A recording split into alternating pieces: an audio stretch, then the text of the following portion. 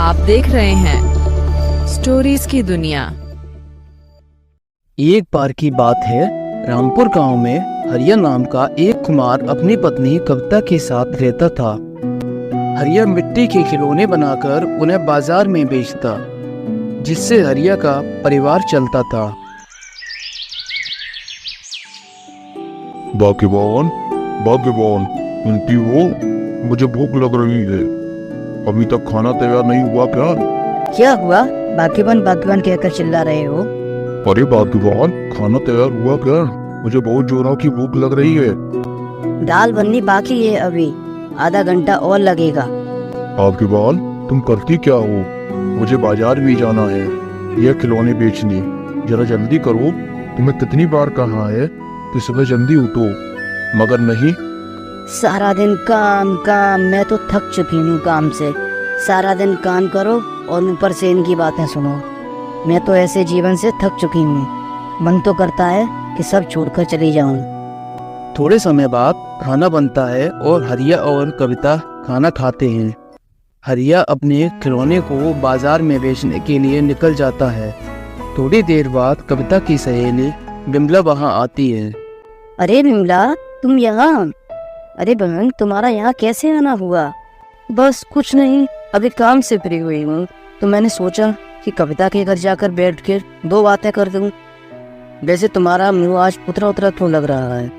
क्या बताऊं बिमला, सारा दिन काम करते करते थक जाती हूँ और मेरे वहाँ उन्हें हर चीज हाथ में चाहिए, बस जरा सा भी घर का काम नहीं करते। बस इतनी सी बात। कविता बहन, मेरे पास तुम्हारे लिए एक उपाय है। अगर ये उपाय तुम करोगी तो तुम काम से बच पाओगी। मेरे लिए उपाय है तुम्हारे पास में? मैं कुछ समझी नहीं। ऐसा क्या उपाय है जिसे काम नहीं करना पड़ेगा? जल्दी बताओ। ये उपाय सुनने के लिए तो मेरे कान तरस रहे हैं। बहन, तुम बीमार होने का नाटक कर सकती हो। तुम अपने पति से कह दो कि मेरी तबीयत खराब हो रही है और मुझसे खाना नहीं बन रहा, फिर देखना तुम। ये उपाय तो तुमने बहुत बढ़िया दिया है, पर इससे कोई परेशानी तो नहीं होगी? कैसे परेशानी? मैं भी तो करती हूँ। जब मेरा काम करने का मन नहीं होता, मैं भी अपने पति से बीमार होने का नाटक करती हूँ। ठीक है, आज से मैं भी ऐसा ही करूँगी। ठीक है बहन, अब मैं चलती हूँ। कुछ समय बाद हरिया अपने सारे खिलौने बेचकर अपने घर लौट रहा था। अरे बागवान, तुम रात की नींद कम पड़ जाती है? जो दोपहर में भी सो रही हो। चलो उठो, मेरे लिए चाय बना कर लाओ। मेरे पैरों में बहुत दर्द है, रसोई तक जाने की शक्ति ही नहीं है, तो फिर मैं चाय कैसे बनाऊंगी? अच्छा ठीक है, तुम आराम करो, मैं जाकर चाय बना लेता हूँ। तुम्हारे लिए भी बना दूंगा।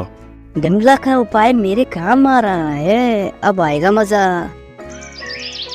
अरे बागवान बागवान बागवान, अब तो उठो। अब तो सुबह हो गई है। अब तो तुम्हारे पैर का दर्द ठीक हो गया होगा। हाँ, मेरे पैर का दर्द तो ठीक हो गया, मगर पता नहीं, अभी सुबह से ही मेरे सर में बहुत दर्द हो रहा है। बहुत जोरों का दुख रहा है। उठती हूँ तो चक्कर आ रहे हैं। ठीक है बागवान, तुम आराम करो। मैं जाकर रसोई में खाने की तैयारी करता हूँ, फिर उसके बाद ही मैं अपने खिलौने बनाने का काम करूँगा। अरे आज तो खिलौने बनाने के लिए मेरे पास जरा सी भी मिट्टी नहीं है। मुझे खेत से मिट्टी लानी होगी। पहले बागवान को मैं खाना दे देता हूँ, उसके बाद मैं खेतों की ओर जाऊंगा। बागवान बागवान, ओ बागवान बागवान, मैं चलता हूँ। आज मुझे घर लौटते लौटते शाम हो जाएगी। आज मैं अपने खिलौने बनाने के लिए मिट्टी खेतों की ओर लेने जाऊंगा। मैंने तुम्हारे लिए खाना बनाकर रसोई में रख दिया है। तबीयत ठीक होते ही तुम वो खाना खा लेना। अब मैं चलता हूँ। हरिया के जाते ही थोड़ी देर बाद कविता के पास बिमला आती है। कामचोर, अब तो उठ गया तेरा पति। बिमला, इतनी गहरी नींद लग रही है कि तुम्हें क्या बताऊं। अरे मिट्टी खोदने के लिए फावड़ा तो मैं घर पर भूल गया। अब मिट्टी कैसे खोदूं? चलो घर जाकर फावड़ा लेकर आता हूँ। इतनी ही देर में हरिया घर पहुंच जाता है। क्यों कविता, तुम्हें मेरा उपाय कैसा लगा? मेरा उपाय काम कर रहा है या नहीं? हाँ बिमला बहन, तुम्हारा उपाय मेरे बहुत काम आ रहा है। वे कल से ही मेरे पति को पागल बना रही हैं। तुमने जो बताया था बीमार होने का नाटक करना, वाकई में ये उपाय बहुत काम का है। तो अब समझा, भाग्यवान ने काम ना करने के लिए बीमार होने का नाटक किया था। मैं भी देखता हूँ कि तुमसे घर का काम कैसे करवाना है। भाग्यवान को अब मुझे सबक सिखाना होगा, जब जाकर उसकी अकल ठिकाने आएगी। अरे भाग्यवान, अभी तक तुम्हारा बुखार उतरा नहीं? अभी भी मेरे सर में दर्द है। अरे तुम्हारे हाथ में चोट कैसे लगी? कुछ नहीं भाग्यवान, मिट्टी लाते समय अचानक से चक्कर आ गया और मैं खेत की मेड़ पर गिर पड़ा, जिस वजह से मुझे यह चोट लगी। अरे बाप रे, तुम्हारा हाथ दुख रहा होगा। नहीं भाग्यवान, तुम आराम करो, तुम्हारी तबीयत खराब हो रही है। मैं हम दोनों के लिए खाना तैयार करता हूँ।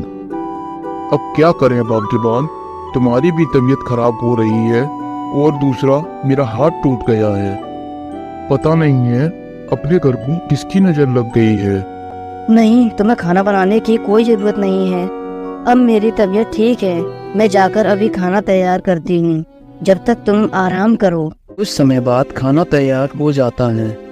भाग्यवान, वैद्य जी ने मुझे 1 महीने तक काम नहीं करने की सलाह दी है। उन्होंने कहा है इस हाथ पर जरा भी जोर मत देना। भाग्यवान, अब मैं खिलौने कैसे बनाऊंगा? हमारा घर कैसे चलेगा भाग्यवान? ये सब मेरे कारण हुआ। ना मैं इनसे इतना ज्यादा काम करवाती, ना ये खेत पर चक्कर खाकर गिरते। अरे मैंने क्या सोचा था और क्या हो गया। अब इस परिस्थिति में मुझे ही कुछ करना होगा। एक काम करती हूँ, मैं कल से रोज जल्दी उठकर खाना बनाकर मिट्टी के खिलौने बनाऊंगी और खिलौने को बाजार में बेच आऊंगी, जिससे हमारा घर चलेगा। मुझे लगता है भाग्यवान कुछ गहरी सोच में है।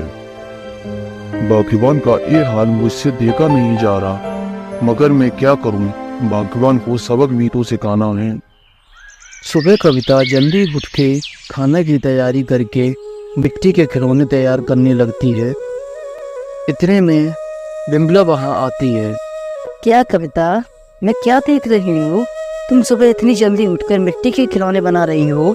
मैं अब क्या बताऊँ, मेरे उनके खेत पर गिरने के कारण हाथ में चोट लग गई, जिसके कारण वैद्य जी ने 1 महीने तक काम नहीं करने की सलाह दी है। मुझे यह काम तो करना ही होगा। ठीक है बहन, अब मैं चलती हूँ।